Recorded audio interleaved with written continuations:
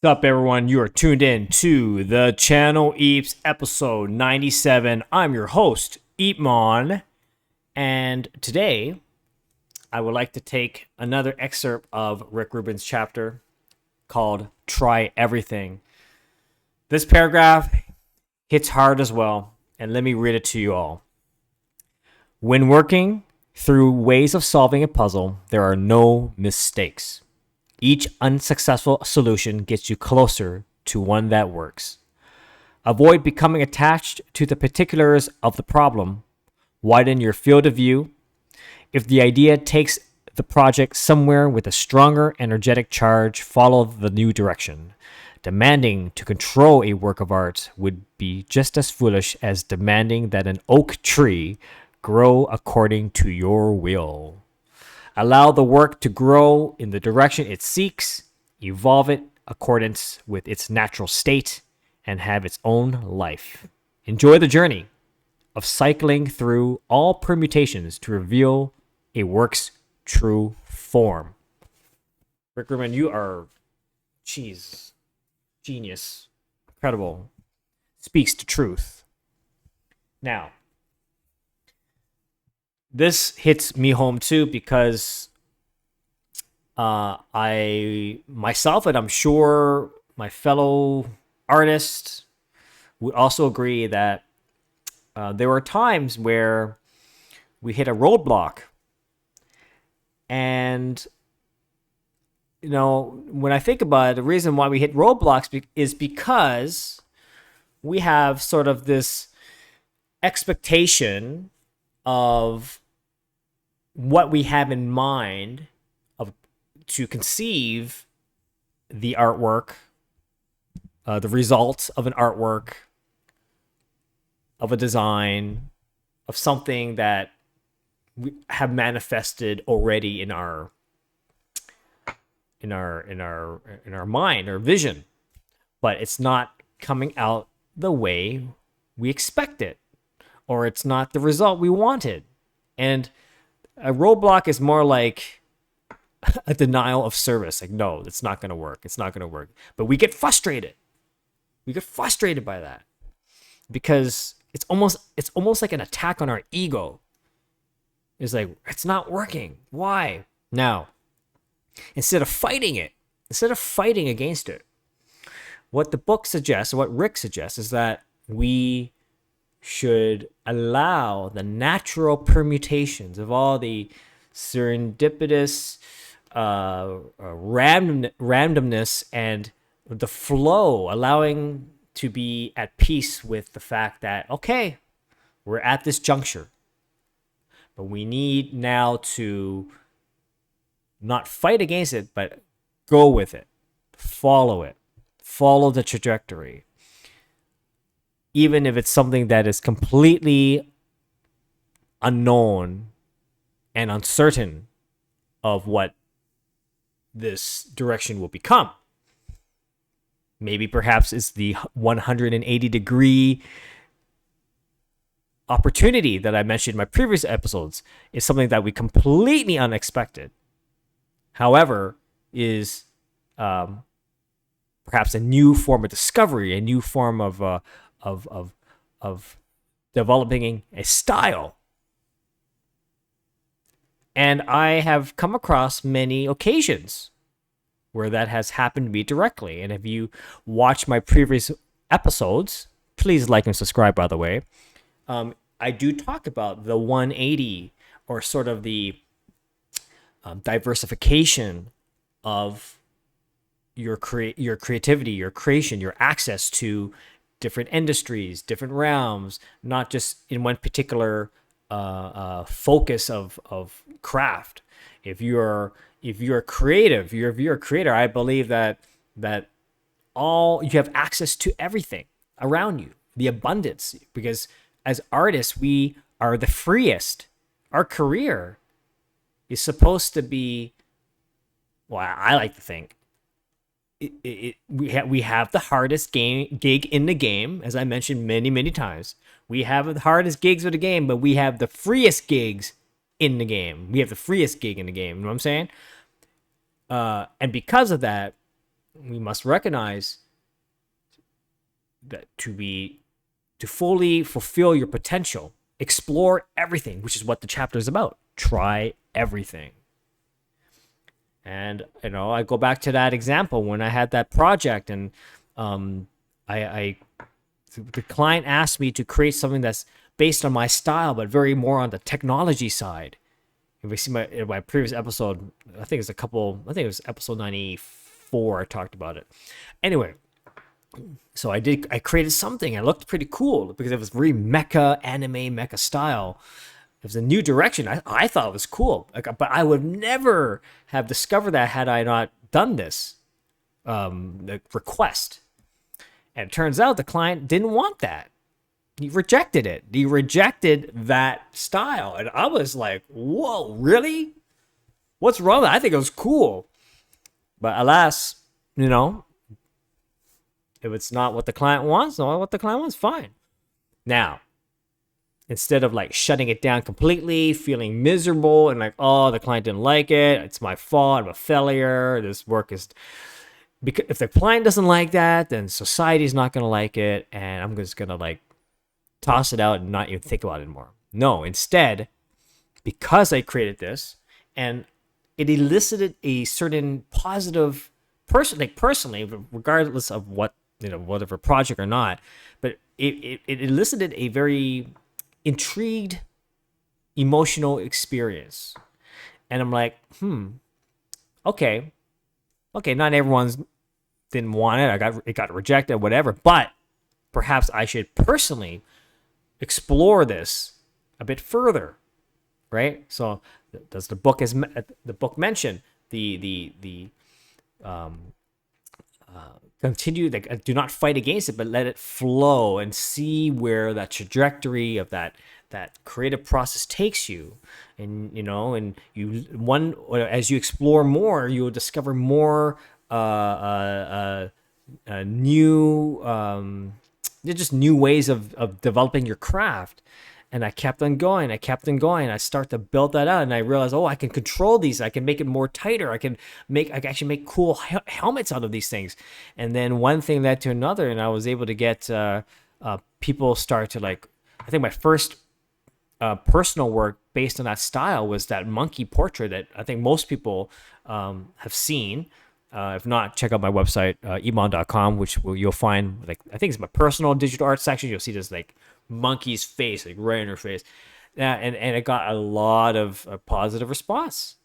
And then one thing led to another, and I got a project with Marvel Entertainment because of it.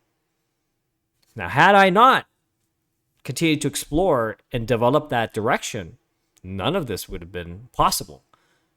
Now, the Marvel thing is one example, but many more great examples of continued to develop, or opportunities came because of that.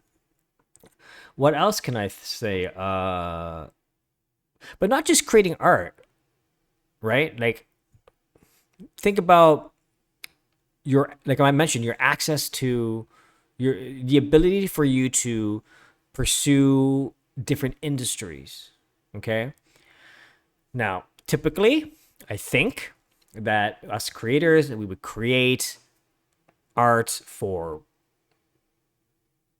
an illustration for a magazine, or it could be for clothing, or it could be for something that's like, either fashion, creative industries related, illustration for a website, something that's more service content stuff. But if you explore more beyond that realm, beyond packaging, beyond, like, think about what's the 180 of that?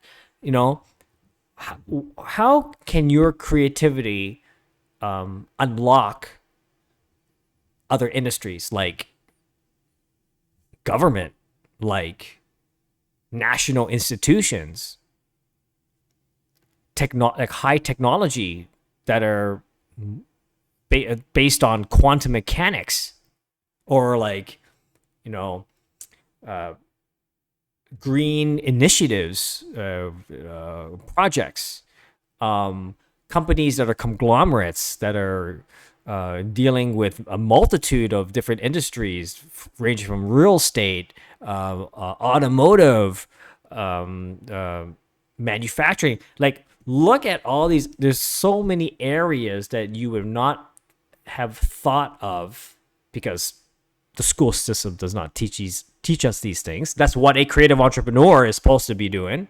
That's what we do, right? But don't teach that in school. There should be a course about creative entrepreneurship. Seriously. But so for me, what I did is that, like, somehow in the universe, I went with the flow. As I mentioned, like, just a little bit of a brief of my past, like, whereas my fellow creators would typically move to a bigger city because the bigger city has bigger opportunities in the creative industry, agencies, you name it, right? Okay. But I stayed put here in Ottawa because, number one, I knew that the digital age does not require a person to relocate to another place to get opportunities. No.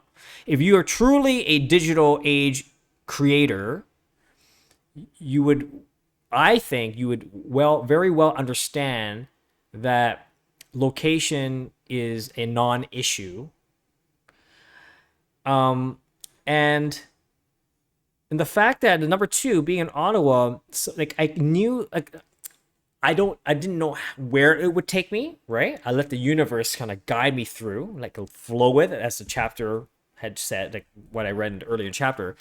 Let serendipity and permutations just guide you through, because the government is here, right? The federal politicians, national institutions, museums, they are here. Majority is here.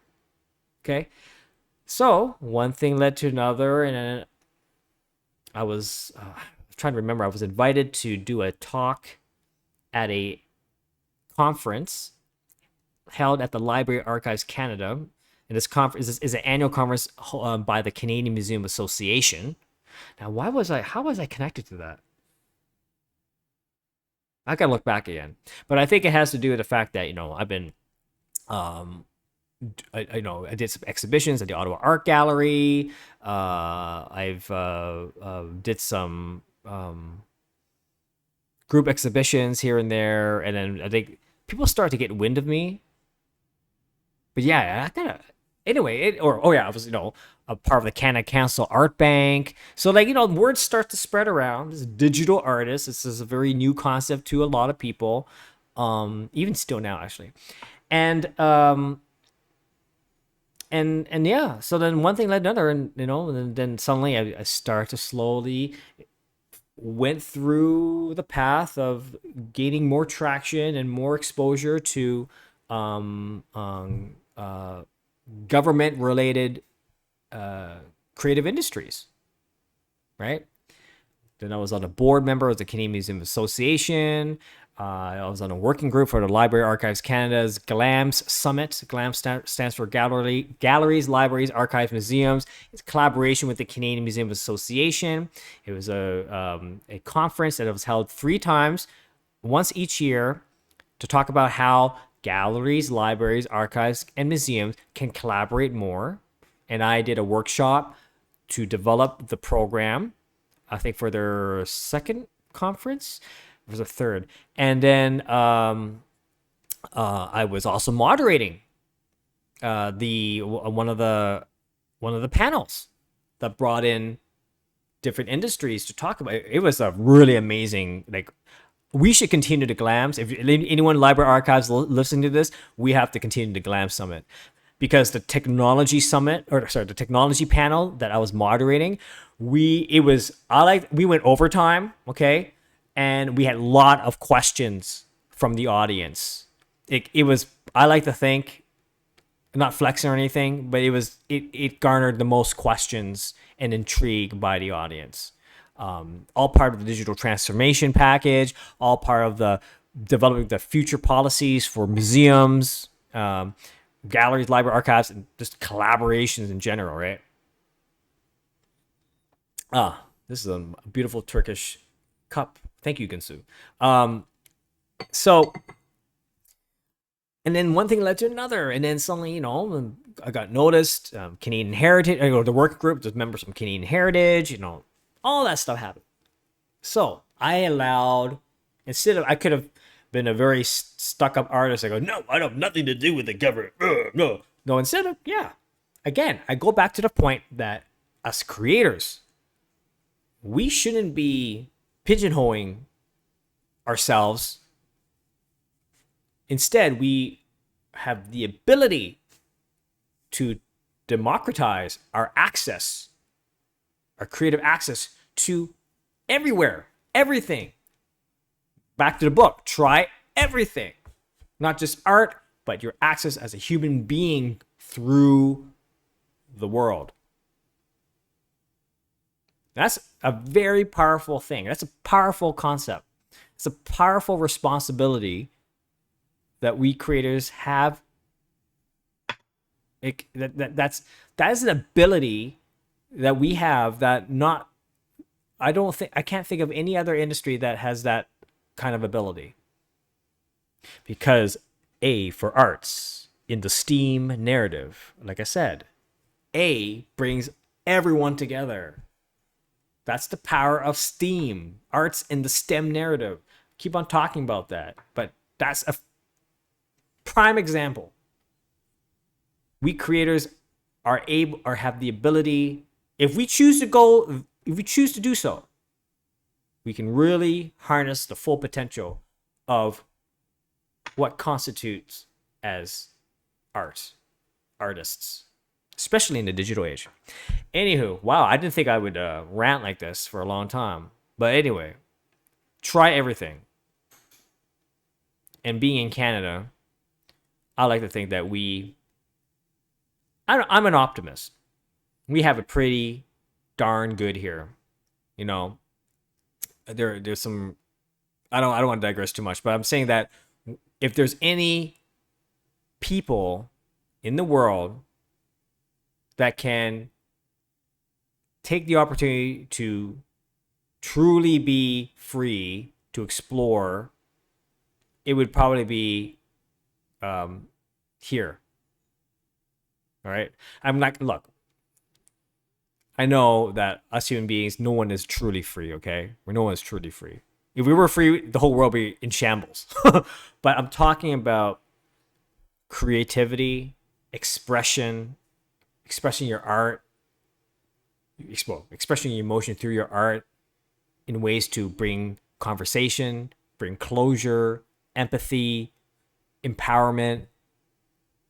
I really think that we have the right ingredients here. Other countries, you do that, you get shot. Just saying. Anyway, I hope you enjoy it. Please like and subscribe. This is the Late Night Channel Eves episode 97. And please, yeah, I hope you like it. Have a great afternoon, great evening, great morning, wherever you are in the world. Until tomorrow, folks. I had a big dim sum today. It was my niece's birthday. And I'm pretty much skipping dinner because I'm still full. That's crazy. Anyway, talk to you tomorrow. Bye-bye.